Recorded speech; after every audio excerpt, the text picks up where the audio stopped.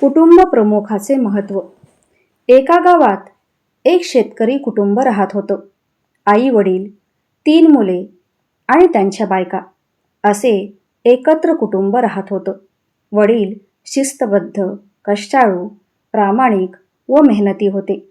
एकट्याच्या बळावर त्यांनी आपलं घर पुढे आणलेलं होतं. मुलंही चांगली निघाली होती.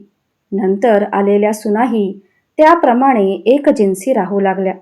मात्र घरातली कामे कोणती कुणी करायची यात गोंधळ होऊ लागला आणि कामे खोळंबू लागली. एकीला वाटायचं की हे काम मी का करू, धाकटीने करावे, असे इतर दोघींनाही वाटायचं आणि त्यात गुंता वाढत गेला. वडिलांनी म्हणजेच सासऱ्यांनी हे सगळं पाहिलं आणि एके दिवशी तिन्ही सुनांना बैठकीत बोलावून घेतलं. स्वतःच्या बायकोलाही हाक मारली आणि त्यांची कामाबद्दल चक्क वाटणीच त्यांनी करून दिली. तेव्हा सासरे म्हणाले, सर्वात लहान सून हौशी आहे, नव्या काळातील आहे, आहार विहार कसा असावा हे शिकलेली आहे, तर आजपासून घरचा सर्वांचा स्वयंपाक तिने पाहायचा. बाकी दिवसभर मग तिने वाटलं तर इतरांना मदत करावी, मात्र त्याची सक्ती नाही. बाकी वेळ ती आराम देखील करू शकते. मधली सून नीटनेटकी आहे, टापटीप आहे, तर आजपासून तिने घरची धुणी भांडी करावी. बाकी काही नाही केलं तरीही चालेल. थोरली सून जुन्या काळातील आहे, कष्टाळू आहे, शेतीपातीचं ज्ञान आहे, परंपरा रीतिरिवाज माहीत आहेत, तर आजपासून तिने फक्त शेताकडे पाहायचं. बाकी तिन्ही मुले शेतात असतातच, त्यांना हातभार लावायचा. घरची बाकी कामे नाही केली तरी सुद्धा चालेल. यावर मग सासू बोलली, सगळ्यांना कामे सांगितली, मलाही काम सांगा की मी काय काम करू.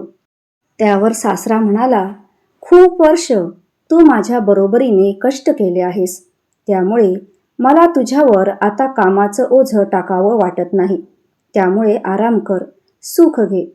तर सासू म्हणाली, असं नको, नुसतं बसून आजारी पडेन मी, काहीतरी काम सांगाच. सासरा म्हणाला, बरं मग एक काम कर, आजपासून घराची मुकादम, तू सगळीकडे लक्ष ठेवायचं, पै पाहुणे पाहायचे आणि या तिन्ही सुना जिथं कुठं कमी पडतील तिथे तू त्यांना पाठबळ द्यायचं. कामाची अशी वाटणी झालेली पाहून सगळ्याच बायका एकदम खुश झाल्या आणि मग तेच घर पुन्हा शिस्तीत चालू लागलं. गाडी रुळावर आली आणि अशातच एके दिवशी लहान सुनबाई स्वयंपाक करत होती.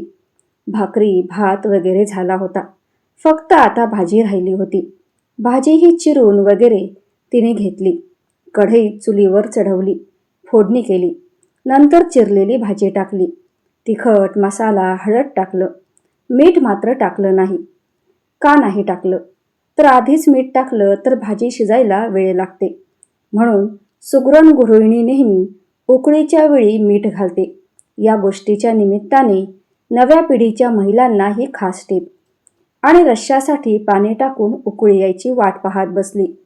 इतक्यात निरोप आला की तिची माहेरी आलेली मैत्रीण आता सासरी जायला निघाली, तर 5 मिनिटे तरी उभ्या उभ्या भेटून यावं असं तिला वाटलं. पण इकडे तर भाजीला उकळी यायची होती, त्यात वेळ जाणार होता. मग ती धाकटी सुनबाई मधल्या सुनेकडे म्हणजेच जावेकडे गेली आणि म्हणाली की माझी मैत्रीण निघाली आहे, मला तिला भेटायला जायचं आहे, तर आजच्या दिवशी जरा भाजीला उकळी आल्यावर मीठ तेवढं घालता का. त्यावर मधली जाऊ म्हणाली, माझ्यापेक्षा लहान असून मला काम सांगतेस, तुला काय संस्कार वगैरे आहेत की नाही, निघ तू तुझं बघ. धाकटी बिचारी नंतर थोरल्या जावेकडे गेली. थोरलीने तर मधलीपेक्षा मोठा आवाज करून दाखविला, तुझं तू बघ म्हणून घालवून दिलं. धाकटी मग तोंड लहान करून शेवटी हाय कमांड सासूकडे गेली, तर सासूनेही नकार देत, तू तुझं पहा, मला आता काम झेपत नाही बाई, असं म्हणत घालवून दिलं. या एकूण प्रकारात इतका वेळ गेला की तिकडं तेवढ्या वेळेत भाजीला उकळी सुद्धा आली आणि ते पाहून धाकटीने त्यात पटकन मीठ टाकून झाकण ठेवून ती गेली मैत्रिणीला भेटायला. आणि मग या 2 सुना सासू स्वतःशीच विचार करत बसल्या की आपण केलं ते चूक की बरोबर.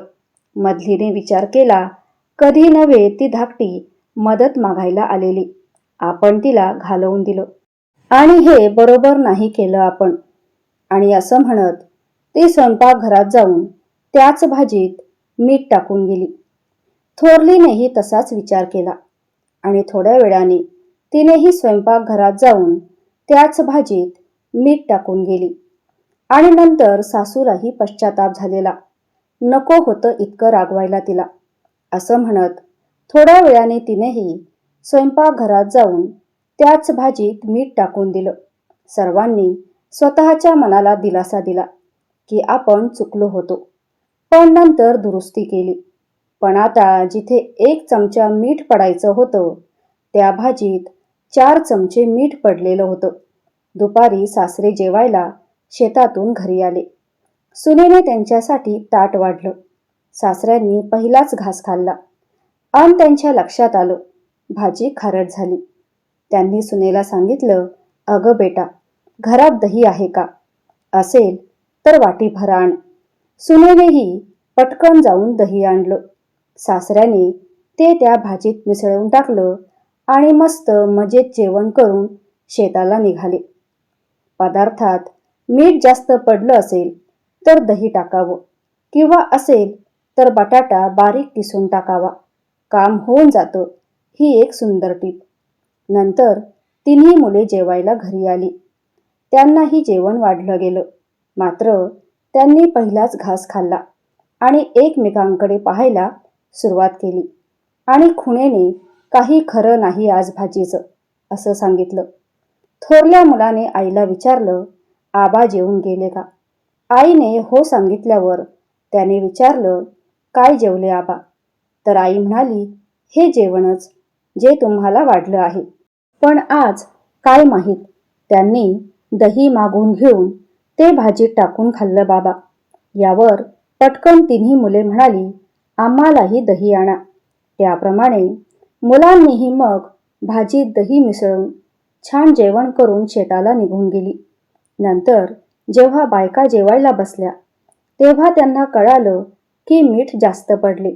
सासूने याबद्दल विचारणा केल्यावर सगळ्यांनी मी पण मीठ टाकलं असं सांगितलं. शेवटी मग त्यांनीही भाजीत दही मिसळून जेवण केलं.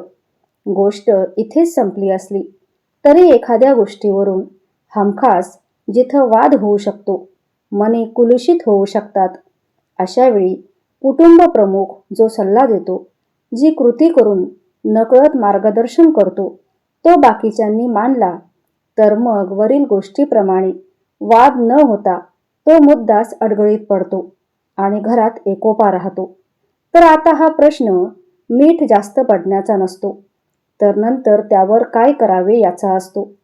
प्रमुख म्हणून तो सासरा रागावू शकला असता, पण त्याने तसे केले नाही, कारण त्याने बिनभिंतीच्या उघड्या शाळेत असे अनेक खारट अनुभव पचवून त्यात उपायाचे दही कसे मिसळायचे हे शिकलेला असतो. त्याची दही घेण्याची कृती नंतर मुलांनीही स्वीकारली आणि तेही जेवण करून खुश झाले. वाद टळले. कुटुंब प्रमुखाला म्हणून मान द्यावा.